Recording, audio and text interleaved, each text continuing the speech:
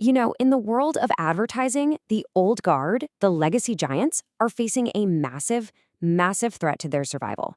Today, we're going to break down how one of the biggest players out there, Omnicom, is spending billions to build a fortress against the future. Let's dive right in. And really, this is the big question, isn't it?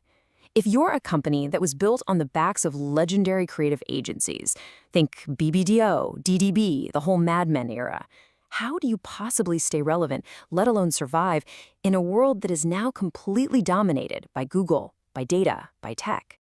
So, to really get why Omnicom is making such a gigantic radical bet, we've got to first understand the crisis that is shaking the entire advertising industry right down to its foundations.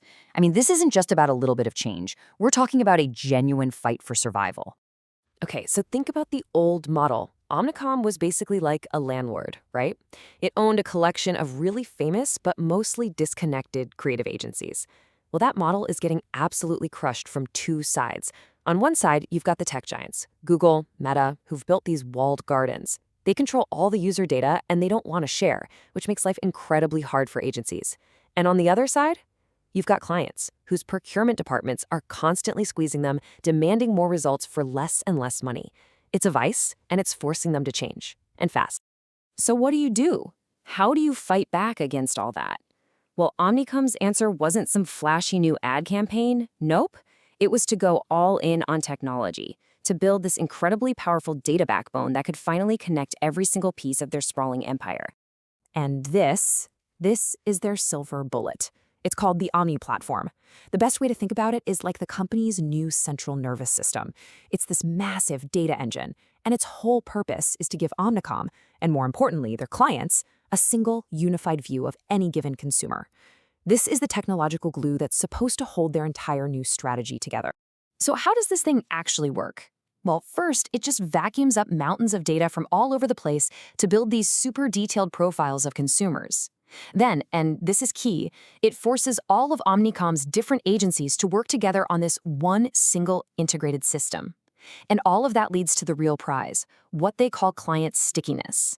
See, once a client is deeply embedded in the Omni platform with all their data and workflows running on it, the idea of leaving for a competitor becomes a massive, expensive, and complicated headache. They're locked in. But look, having a fancy new tech platform is one thing. If you're still getting paid like it's 1999, it doesn't really matter, right?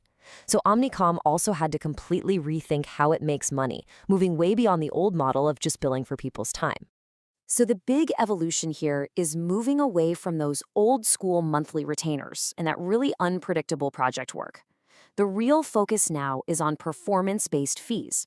Because with the Omni platform, they can actually prove that their ads are driving sales, and that lets them charge for the results they deliver, not just the hours they work. It's the perfect weapon to fight back against that pressure from client procurement. And you can see just how dangerous relying on those old project-based models is right here. Look, their core advertising and media business is growing at a healthy 9%, but then look at experiential, down almost 18%. Why? Because the year before, in 2024, they had the huge Paris Olympics project. Without another massive event like that in 2025, that revenue just vanishes. It's the perfect illustration of how volatile and dangerous that project-based income can be. Okay, so they've got the tech platform in place, they're changing how they make money, and then they made their biggest move of all. This is the all-in, bet the farm moment that brings the whole strategy to a head, a massive, industry-shaking merger. They went out and bought their massive rival, Interpublic Group, or IPG, and the price tag? A jaw-dropping $13.5 billion. I mean, this wasn't just buying another company. This was a move to consolidate power on an absolutely epic scale. Okay, so why on earth would you spend that kind of money? Well, a huge chunk of the plan is just good old-fashioned cost cutting. The target is to find $750 million in savings every single year, mostly by merging back-office departments like HR and finance and getting rid of tons of overlapping office space around the world. And what you get at the end is this absolute behemoth, a super holdco, as they call it, with yearly revenues pushing $25 billion. This move instantly makes them the undisputed #1 advertising company on the planet, just by sheer size alone. But this isn't just about being the biggest kid on the block. There are 3 really critical strategic reasons for this. 1. Media leverage. With their combined size, they have almost unbelievable buying power when negotiating ad rates. 2. Data sovereignty.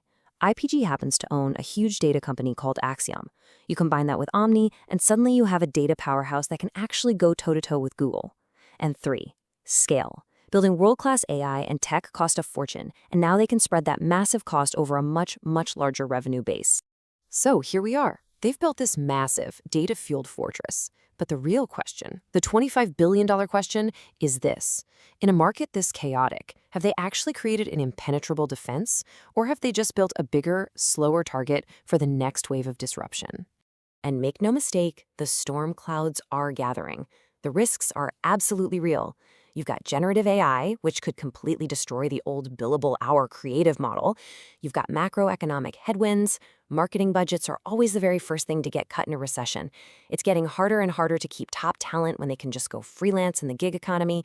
And maybe the biggest risk of all, trying to merge the corporate cultures of two fierce, longtime rivals without sparking a massive exodus of your best people. So at the end of the day, Omnicom has gone all in. They've made a colossal bet that massive scale and proprietary data are the keys to surviving the age of big tech.